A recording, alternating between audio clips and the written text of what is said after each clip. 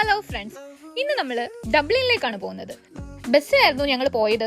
നമുക്ക് അവിടുത്തെ phoenix park കാണാം എന്ന് വിചാരിച്ചിട്ടാണ് ഞങ്ങൾ പോയത്. അങ്ങനെ ഞങ്ങൾ ഫിനിക്സ് പാർക്കിലെത്തി. അവിടെ കണ്ട കുറെ കാഴ്ചകളാണ് ഗൈസ് ഇത്. ഫിനിക്സ് പാർക്കിൽ പോയാൽ ഒരുപാട് മാനിനെ കാണാൻ പറ്റും എന്ന് മോഹന വാഗ്ദാനവും നൽകിയാണ് ശ്രീനി എന്നെ അങ്ങോട്ടേക്ക് കൊണ്ടുപോയത്. പക്ഷേ ഗൈസ്, അവിടെ ചെന്ന് ഞാൻ ഞെട്ടിപ്പോയി. അവിടെ ഒരു മാനിനെ പോലും ഞാൻ കണ്ടില്ല. ശ്രീനി പറയുന്ന കള്ളമാണെന്ന് അറിയാൻ ഞാൻ ChatGPT വരെ ചോദിച്ചു. അപ്പോൾ ChatGPT എന്നോട് പറഞ്ഞത് അവിടെ 600-ൽ കൂടുതൽ മാനുണ്ടെന്നാ. പക്ഷെ ഞാൻ ചെന്ന സമയത്ത് അവിടെ ഒരു മാൻ പോലും ഇല്ലായിരുന്നു ഗൈസ്. എന്തായാലും ഞാൻ അവിടെ കണ്ട കാഴ്ചകളൊക്കെ നിങ്ങളെ കാണിക്കാം. മാനിനെ ഒന്നും കണ്ടില്ലെങ്കിലും ഒരുപാട് ഫ്ലവേഴ്സ് ഉള്ള ഒരു പാർക്കാണത്. ശ്രീനി പറയുന്നത് വെച്ചാൽ ഭാഗ്യമുള്ളവർക്ക് മാത്രമേ ആ മാനിനെ കാണാൻ പറ്റത്തുള്ളൂ.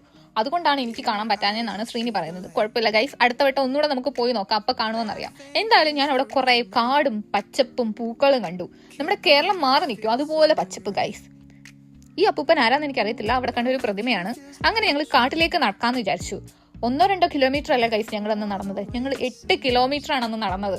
ഈ പാർക്കിന്റെ ഒരു പ്രത്യേകത എന്തെന്നാൽ നമുക്ക് മാനുകളെ കണ്ട് നേരിട്ട് അവർക്ക് ഫുഡൊക്കെ കൊടുക്കാൻ പറ്റും എന്നാണ് ഞാൻ വിചാരിച്ചിരുന്നത്. പക്ഷെ അവിടെ ബോർഡിൽ എഴുതിയിട്ടുണ്ടായിരുന്നു ഫുഡൊന്നും അങ്ങനെ കൊടുക്കരുതെന്ന്. പക്ഷെ നമുക്ക് മാനുകളെ തൊട്ടടുത്ത് കാണാൻ പറ്റുമായിരുന്നു.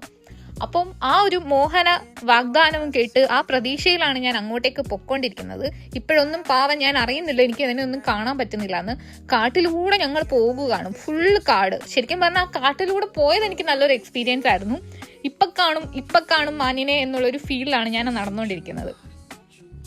ഏകദേശം ഈ ഒരു സ്ഥലം എത്തിയപ്പോഴത്തേക്കും ശ്രീനി പറഞ്ഞു, ശ്രീനി നേരത്തെ ഈ ഒരു സ്ഥലത്താണ് മാനിനെ കണ്ടേക്കുന്നത്, അവിടെ ഇല്ല, കുറച്ചുകൂടെ കാട്ടിലോട്ട് പോയാലേ മാനിനെ കാണാൻ പറ്റത്തുള്ളൂ.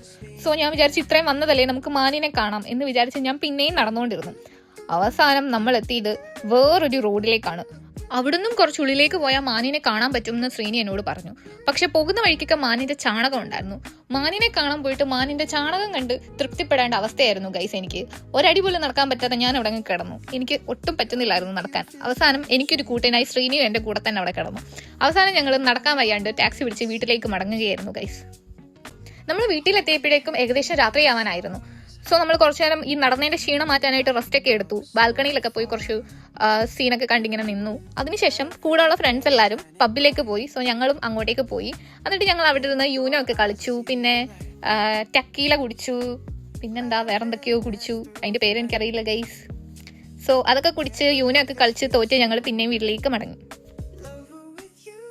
പിറ്റേ ദിവസം രാവിലെ തന്നെ നമ്മൾ എണീറ്റു. നമുക്ക് തിരിച്ച് വീട്ടിലേക്ക് വരേണ്ടതായിട്ടുണ്ടായിരുന്നു. അപ്പോൾ പോകുന്ന വഴി നമ്മൾ ബ്രേക്ക്ഫാസ്റ്റ് കഴിക്കാനായിട്ട് ഹൈദരാബാദി കിച്ചണിലാണ് കയറിയത്. അവിടുന്ന് ഞങ്ങൾ കഴിച്ചത് മസാല ദോശയും ചന ഭട്ടൂരയായിരുന്നു. ഒടുക്കത്തെ ടേസ്റ്റ് ആയിരുന്നു. ആ ടേസ്റ്റ് കാരണം നമ്മൾ വീഡിയോ എടുക്കാൻ തന്നെ മറന്നുപോയി.